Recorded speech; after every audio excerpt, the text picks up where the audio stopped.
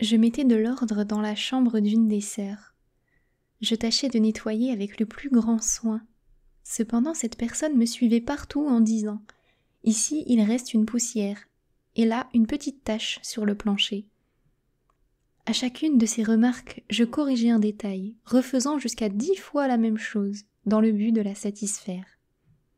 J'étais moins fatiguée par le travail que par ces bavardages et exigences immodérées. Mon martyre de toute la journée ne lui ayant pas suffi, elle est encore allée se plaindre chez la mère maîtresse. « Ma mère, quelle est cette sœur qui ne sait pas se dépêcher ?»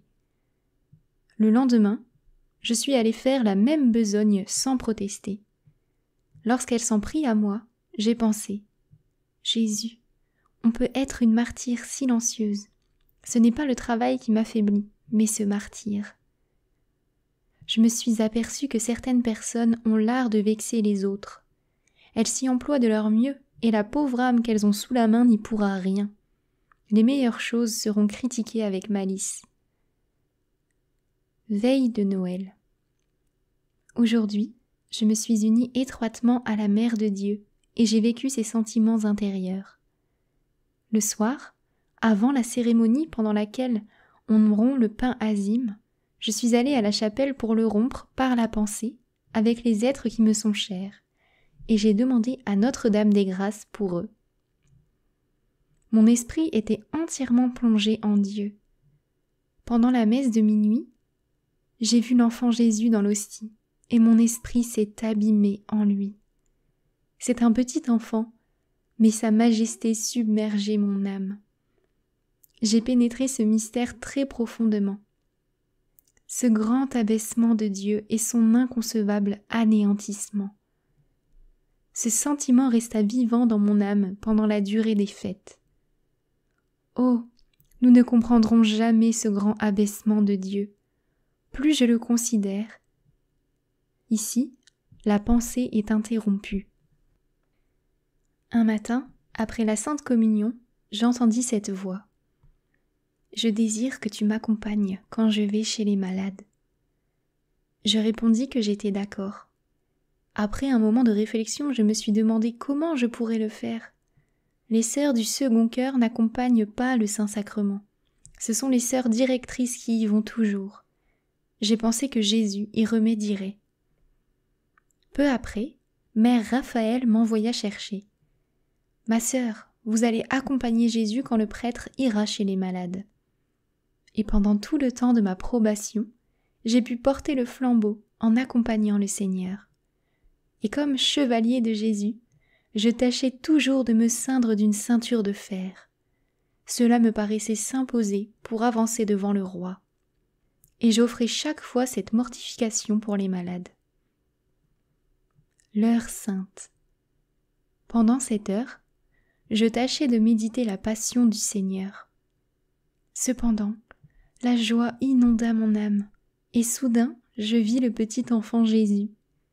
Mais sa majesté me pénétra tellement que je dis « Jésus, vous êtes si petit, mais je sais que vous êtes mon Créateur et mon Seigneur. » Jésus me répondit « Oui, je le suis, et c'est pour t'apprendre l'humilité et la simplicité que je suis avec toi sous l'aspect d'un enfant. » Je déposai comme un bouquet pour Jésus toutes mes souffrances et mes difficultés, le jour de nos épousailles perpétuelles. Rien ne m'était difficile lorsque je me souvenais que c'était pour mon époux, comme preuve de mon amour pour lui. Mon silence pour Jésus. Je tâchais de garder un grand silence pour Jésus. Au milieu du plus grand bruit, Jésus trouvait toujours le silence dans mon cœur, bien que cela me coûtât parfois beaucoup. Qu'est-ce qui serait trop grand pour Jésus, pour celui que j'aime, de toute la force de mon cœur? Aujourd'hui, Jésus me dit « Je désire que tu connaisses plus profondément l'amour dont brûle mon cœur pour les âmes. Tu le comprendras en méditant ma passion. Appelle ma miséricorde sur les pécheurs. Je désire leur salut. » Quand tu réciteras cette prière pour un pécheur d'un cœur contrit et avec foi, je lui donnerai la grâce de la conversion. Voici cette petite prière. Ô sang et eau qui avait jailli du cœur de Jésus, comme source de miséricorde pour nous, j'ai confiance en vous. Pendant les derniers jours du carnaval, alors que je faisais mon heure sainte, je vis comment Jésus avait souffert pendant la flagellation. C'est un supplice inconcevable. Quelle terrible douleur Jésus a endurée lorsqu'il a été flagellé. Pauvres pécheurs, comment ferez-vous pour rencontrer au jour du jugement Jésus que vous torturez tellement aujourd'hui? Son sang a coulé à terre et la chair commençait à se détacher en certains endroits. Et j'ai vu dans son dos quelques os à nu. Jésus gémissait et soupirait en silence. Un jour, Jésus me fit comprendre combien lui est agréable une âme qui observe fidèlement la règle. L'âme reçoit une plus grande récompense pour l'observance de la règle que pour des pénitences et de grandes mortifications. Si elles sont entreprises en plus de la règle, elles recevront aussi leur récompense, mais elles ne surpasseront pas la règle. Au cours d'une adoration, Jésus exigea de moi que je m'offre à lui comme oblation pour endurer certaines souffrances, en expiation non seulement pour les péchés du monde en général, mais en particulier pour les fautes commises dans cette maison. J'ai dit à l'instant « Très bien, je suis prête ». Cependant Jésus me fit connaître ce que j'allais souffrir, et instantanément je vis défiler devant mes yeux toutes les parties successives de ce supplice. Premièrement, mes intentions seraient mal interprétées, puis viendraient nombre de soupçons et méfiances, humiliations et contrariétés de toutes sortes, et j'en passe. Tout cela se présenta à mes yeux comme un sombre orage, dont la foudre allait tomber. Elle n'attendait que mon consentement. À un moment, ma nature s'effraya. Soudain, la cloche sonna pour le dîner. Je sortis de la chapelle tremblante et indécise. Mais ce sacrifice restait toujours présent à mon esprit, car sans le refuser au Seigneur, je ne me décidais pas à l'accepter. Je voulais me rendre à sa volonté. Si Jésus seul me l'imposait, j'y étais prête. Mais Jésus me fit connaître que je devais moi-même y consentir volontiers, sinon il n'aurait pas de valeur. Toute sa force devant le Seigneur résidait dans mon acte volontaire. En même temps, il me fit comprendre que tout était dans mon pouvoir. Je pouvais le faire, mais je pouvais aussi ne pas le faire. Je répondis donc aussitôt « Jésus, j'accepte tout ce que vous voudrez m'envoyer, j'ai confiance en votre bonté. » Et au même instant, je ressentis que j'avais ainsi rendu grande gloire à Dieu. Cependant, je m'armai de patience. Dès que je sortis de la chapelle, je rencontrai la réalité. Je ne veux pas la décrire en détail, mais il y en avait autant que je pouvais en supporter. Je n'aurais pu en venir à bout s'il y avait eu une goutte de plus. Un certain matin, j'entendis ces paroles dans mon âme. Va chez la mère générale et dis que cette chose ne me plaît pas dans telle et telle maison. Quelle chose et dans quelle maison? Je l'ignore, mais je l'ai dit à la mère générale, bien que cela m'ait bien coûté. Un jour, je me suis engagée à prendre sur moi une terrible tentation dont souffrait une de nos élèves dans la maison de Varsovie, la tentation du suicide. J'ai souffert pendant 7 jours, au bout desquels Jésus lui donna la grâce demandée, et moi aussi j'ai cessé de souffrir. C'était une grande souffrance. Je prends souvent sur moi les tourments de nos élèves. Jésus me le permet, mon confesseur aussi. Mon cœur est la demeure permanente de Jésus. Personne n'y a accès que lui. C'est en Jésus que je puise la force de combattre les difficultés et les contrariétés. Je désire passer en Jésus pour pouvoir me donner complètement aux âmes. Sans lui, je ne pourrais m'approcher d'elles, car je sais ce que je suis. J'absorbe Dieu en moi pour le donner aux âmes.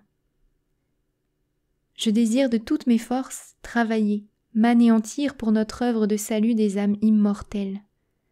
Peu importe si ces efforts doivent raccourcir ma vie, elle ne m'appartient plus, mais elle est la propriété de la congrégation. Je désire être utile à toute l'Église par ma fidélité à notre congrégation. Ô Jésus, mon âme est comme assombrie par la souffrance. Pas un seul rayon de lumière. La tempête fait rage, et Jésus dort. Ô mon Maître, je ne vous réveillerai pas. Je n'interromprai pas votre doux sommeil. Je crois que vous me donnez la force sans que je le sache. Pendant des heures entières, je vous adore, ô pain vivant dans une grande sécheresse d'âme. Ô Jésus, pur amour, je n'ai pas besoin de votre consolation, je me nourris de votre volonté. Ô puissant, votre volonté est le but de mon existence. Il me semble que le monde entier me sert et qu'il dépend de moi. Seigneur, vous comprenez mon âme dans toutes ses aspirations. Jésus, lorsque je ne puis moi-même vous chanter l'hymne de l'amour, j'admire alors le chant des séraphins, eux que vous aimez tant. Je désire m'abîmer en vous de la même manière. Rien ne fera obstacle à un tel amour, et aucune puissance n'a la force de le détruire. Il est semblable à l'éclair qui illumine les ténèbres, mais n'y reste pas. Ô mon Maître, formez mon âme selon votre volonté et vos desseins éternels. Une certaine personne s'est fait comme un devoir de m'exercer de toute façon dans la vertu. Un jour, elle m'arrêta dans le corridor, et pour commencer, elle me dit qu'elle n'avait aucun motif de me faire des remarques, mais qu'elle m'ordonnait de rester debout pendant une demi-heure, en face de la petite chapelle, et d'attendre la mère supérieure qui devait passer là après la récréation. Je m'accuserai alors de différentes choses qu'elle m'ordonna de dire. Mon âme était totalement étrangère à ces choses, mais je fus obéissante, et j'ai attendu pendant toute la demi-heure la supérieure. Chaque sœur qui passait me regardait avec un sourire. Quand je me suis accusée à la mère supérieure, elle me renvoya à mon confesseur. Quand je me suis confessée, ce prêtre remarqua aussitôt que c'était quelque chose qui ne venait pas de mon âme, que je n'avais aucune idée de ce dont il s'agissait. Et il était très étonné que cette personne ait pu se décider à donner de tels ordres. Ô divine Église, vous êtes la meilleure des mères. Vous seule savez élever et faire grandir l'âme. Oh, quel grand amour et quelle déférence j'éprouve pour l'Église, cette mère incomparable. Une autre fois, le Seigneur me dit : « Ma fille, ta confiance et ton amour retiennent ma justice, et je ne puis punir car tu m'en empêches. Oh, quelle grande force possède l'âme pleine de confiance. Quand je pense aux vœux perpétuels, et qui est celui qui désire s'unir à moi, cette pensée m'absorbe pendant des heures entières, pendant lesquelles je médite sur lui. Comment cela arrivera-t-il ? Vous êtes Dieu, et moi votre créature. Vous, le roi immortel, et moi, une mendiante et la misère même. Mais maintenant tout est clair pour moi. Votre grâce et votre amour, Seigneur, vont combler cet abîme qui existe entre vous, Jésus, et moi. Ô Jésus, comme l'âme est profondément blessée lorsqu'elle tâche d'être sincère, et qu'on la soupçonne d'hypocrisie et qu'on la traite avec méfiance. Ô Jésus, vous avez souffert tout cela pour donner satisfaction à votre Père. Je désire si bien me cacher qu'aucune créature ne connaisse mon cœur. Jésus, vous seul le connaissez et le possédez tout entier. Personne ne connaît notre secret. Nous nous comprenons mutuellement d'un regard. Depuis ce moment où nous avons fait connaissance, je suis heureuse. Votre grandeur est ma plénitude. Jésus, quand je suis la dernière, plus bas que les postulantes, même les plus jeunes, c'est alors que je me sens à ma place. Je ne savais pas que dans ces petits coins sans éclat, le Seigneur avait placé tant de bonheur. Je comprends maintenant que, même en prison, peut jaillir d'une poitrine pure vers vous, Seigneur, la plénitude de l'amour. Les choses extérieures n'ont pas d'importance pour le pur amour. Il pénètre tout. Ni les portes de la prison, ni les portes du ciel n'ont de force contre lui. Il atteint Dieu seul et rien ne peut le faire mourir. Il n'y a pas d'obstacle pour lui. Il est libre comme un roi et peut passer librement partout. La mort même doit baisser la tête devant lui. Aujourd'hui, ma sœur est venue me voir. Quand elle me fit part de ses épreuves, la peur me saisit. Était-ce possible ? Une petite âme si belle devant Dieu et cependant environnée de telles ténèbres qu'elle ne savait comment se tirer d'affaire. Elle voyait tout en noir. Le bon Dieu me l'a confiée et pendant 2 semaines je pouvais m'occuper d'elle. Mais combien cette âme m'a coûté de sacrifices ? Dieu seul le sait. Pour personne d'autre, je n'ai porté devant le trône de Dieu autant de sacrifices, de souffrances et de prières. Je sentais que j'avais forcé Dieu à lui accorder sa grâce. Je considère tout ceci comme un vrai miracle. Je vois maintenant quelle force a devant Dieu la prière d'intercession. En ce moment, au cours de ce carême, je ressens souvent la passion de Jésus dans mon corps et j'endure profondément dans mon cœur ce qu'il a souffert. Cependant, rien ne trahit extérieurement mes souffrances. Seul mon confesseur les connaît. Une courte conversation avec la mère maîtresse. Je lui ai demandé quelques conseils de conduite dans la vie intérieure. Cette sainte mère me répondit à tout avec une grande clarté. Elle me dit : « Si vous continuez à collaborer ainsi avec la grâce de Dieu, vous serez, ma sœur, bien près de l'intime union avec Dieu. Vous comprenez, ma sœur, ce que je veux dire ? Que votre trait caractéristique soit la fidélité à la grâce du Seigneur. Dieu ne mène pas toutes les âmes par cette voie. » La résurrection. Aujourd'hui, pendant la célébration de la résurrection, je vis Jésus dans une grande clarté. Il s'approcha de moi et dit : « Que la paix soit avec vous, mes enfants. » Il leva la main et nous bénit. Les plaies de ses mains, de ses pieds et de son côté n'étaient pas effacées, mais lumineuses. Il me regarda avec une telle bonté et un tel amour que mon âme entière se fondit en lui. Il me dit : « Tu as pris une grande part à ma passion. C'est pour cela que je te donne cette grande part à ma gloire et à ma joie. » Tout le temps de la résurrection me sembla durer 1 minute à peine. Un singulier recueillement envahit mon âme et y demeura pendant toute la durée des fêtes. La grâce de Jésus est si grande que je ne puis l'exprimer. Le lendemain, après la Sainte Communion, j'entendis une voix qui disait : « Ma fille, regarde l'abîme de ma miséricorde. Honore-la et glorifie-la de la façon suivante. Rassemble tous les pécheurs du monde entier et plonge-les dans le gouffre de ma miséricorde. Je désire me communiquer aux âmes. Je désire les âmes, ma fille. Pendant ma fête, la fête de la miséricorde, tu vas parcourir le monde entier et amener les âmes défaillantes à la source de ma miséricorde. Je les guérirai et les fortifierai. » Aujourd'hui, j'ai prié pour une agonisante qui mourait sans les saints sacrements qu'elle désirait pourtant ardemment. Mais il était trop tard. C'est une parente, la femme de mon oncle. Cette âme était agréable à Dieu. À ce moment-là, l'espace n'existait pas entre nous. Ô vous, menues offrandes, vous êtes pour moi comme les fleurs des champs dont je jonche les pieds de mon bien-aimé Jésus. Je compare ces petites choses aux vertus héroïques, car pour les renouveler constamment, il faut de l'héroïsme.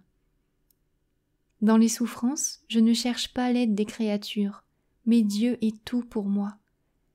Cependant, plus d'une fois, il m'a semblé que même le Seigneur ne m'entendait pas. Je m'arme de patience et de silence, comme un pigeon qui ne se plaint pas et n'a pas de rancune quand on lui prend ses petits. Je veux planer sans cesse dans l'air embrasé de soleil, et ne veux pas m'arrêter dans les brumes. Je ne faiblirai pas, car de vous je reçois tout. ô vous ma force. Je prie le Seigneur qu'il daigne fortifier ma foi, pour que je ne me conduise pas dans la grisaille de la vie quotidienne selon les dispositions humaines, mais selon celles de l'esprit. Oh, comme tout retient l'homme à la terre, mais la foi vive attire l'âme vers les régions supérieures et remet l'amour-propre à la place qui lui est due, c'est-à-dire à la dernière. De nouveau, les ténèbres commencent à descendre sur mon âme. Il me semble que je suis sous l'influence de l'illusion. Quand je suis allée me confesser pour puiser de la lumière et de la paix, je ne les ai pas trouvées. Le confesseur m'a créé encore plus de doutes que je n'en avais d'abord. Il m'a dit « Je ne puis discerner quelle force agit en vous, ma sœur. Peut-être Dieu ou peut-être le mauvais esprit. » En m'éloignant du confessionnal, j'ai reconsidéré ces paroles. Plus je les méditais, plus mon âme se plongeait dans les ténèbres. Jésus, que faire ? Quand Jésus s'approchait gracieusement de moi, j'avais peur. Êtes-vous vraiment Jésus ? D'un côté, l'amour m'attire, de l'autre, la peur me retient. Quel supplice, je ne sais le décrire. Lorsque je suis allée me confesser à nouveau, je reçus cette réponse. Je ne vous comprends pas, ma sœur. Il vaudrait mieux que vous ne vous confessiez pas à moi. Mon Dieu, je dois me faire violence avant de dire quoi que ce soit de ma vie intérieure. Et voilà que je reçois comme réponse « Je ne vous comprends pas, ma sœur. » Quand j'ai quitté le confessionnal, une multitude de tourments s'abattirent sur moi. Je suis allée devant le Saint-Sacrement et j'ai dit « Jésus, sauvez-moi. Vous voyez comment je suis faible. » Soudain, j'entendis ces paroles. « Pendant la retraite, avant les vœux, je te donnerai de l'aide. » Réconfortée par ces mots, j'ai commencé à progresser, ne demandant plus conseil à personne. Mais j'éprouvais une telle méfiance envers moi-même que je résolus d'en finir une fois pour toutes avec ces doutes. J'attendais donc spécialement cette retraite qui devait précéder les vœux perpétuels. Plusieurs jours auparavant déjà, je ne cessais de demander à Dieu la lumière pour le prêtre qui allait me confesser, afin qu'il décide une bonne fois nettement ce qu'il en était. Et je pensais que je serais tranquillisée une fois pour toutes. Mais je continuais à m'affliger à l'idée que personne ne voudrait m'écouter dans toutes ces affaires. Je me résolus à ne plus penser à tout cela et à faire confiance au Seigneur. Ces paroles à propos de la retraite résonnaient à mes oreilles. Tout est prêt. Demain matin, nous partons en retraite à Cracovie. Aujourd'hui, je suis entrée à la chapelle pour remercier Dieu des innombrables grâces qu'il m'avait accordées pendant ces 5 mois. Mon cœur était tout attendri à la vue de tant de grâces et de la protection des supérieurs. Ma fille, sois tranquille. Je prends sur moi toutes tes affaires. Je vais seule arranger les choses avec tes supérieurs et avec le confesseur. Parle au Père Andras comme tu me parles, avec la même simplicité et la même confiance. Nous sommes arrivés aujourd'hui à Cracovie. Quelle joie de me trouver de nouveau ici, où j'ai appris à faire mes premiers pas dans la vie spirituelle. La chère mère maîtresse est toujours la même, gaie et pleine d'amour du prochain. Je suis entrée à la chapelle pour y passer un moment, et la joie inonda mon âme. En un éclair, je me suis rappelé les flots de grâce qui me furent accordés ici, étant encore novice. Et aujourd'hui, nous nous rassemblons pour passer 1 heure au noviciat. Mère Marie-Joseph nous dit quelques mots et prépare le programme de la retraite. Pendant qu'elle nous parlait, se présenta à mes yeux tout ce que cette chère mère avait fait de bon pour nous, et j'en ressentis en mon âme une grande reconnaissance. À la pensée que c'était la dernière fois que j'étais au noviciat, une douleur serra mon cœur. Je dois déjà combattre avec Jésus, travailler avec Jésus et souffrir avec Jésus. En un mot, vivre et mourir avec Jésus. Désormais, la maîtresse ne va plus marcher pas à pas derrière moi pour m'instruire ici, m'avertir là, ou m'adresser des reproches, des encouragements ou encore des blâmes. J'ai singulièrement peur de rester seule. Jésus, veuillez arranger les choses. J'aurai toujours une supérieure, pourtant je me sentirai très seule. Cracovie, le 21 avril 1933. À la plus grande gloire de Dieu. La retraite de 8 jours avant les vœux perpétuels. Je commence aujourd'hui la retraite. Jésus mon Maître, dirigez-moi. Gouvernez-moi selon votre volonté. Purifiez mon amour pour qu'il soit digne de vous.